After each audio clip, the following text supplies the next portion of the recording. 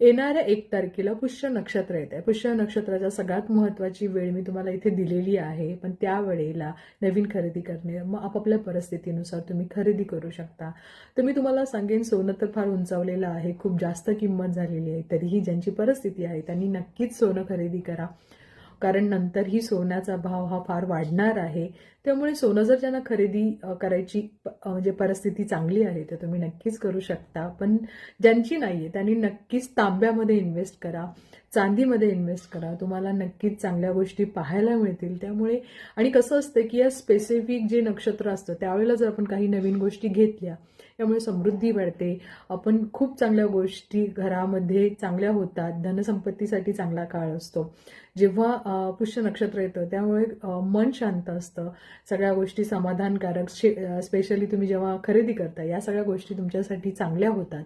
त्यामुळे या दिवशी खरेदी करणं फार चांगलं असतं. मग कोणी गाडी घेईल, कोणाला घर बुक करायचं असेल, या गोष्टी सुद्धा करू शकता. आणि मी पूर्ण वर्षभरामध्ये कुठल्या तारखेला येणार आहे याही तुम्हाला तारखा देत आहे, तर नक्कीच करा. आणि तांबे पण नक्कीच घ्या, कारण येणारं वर्ष हे मंगळला जास्त महत्त्वही देणार आहे. त्यामुळे तांब्यामध्ये सुद्धा तुम्ही जर इन्व्हेस्ट केलं तेही त्यालाही महत्त्व येणार आहे, तर हेही तुम्ही घेऊ शकता. तर नक्की या दिवशी खरेदी करा. Best of luck.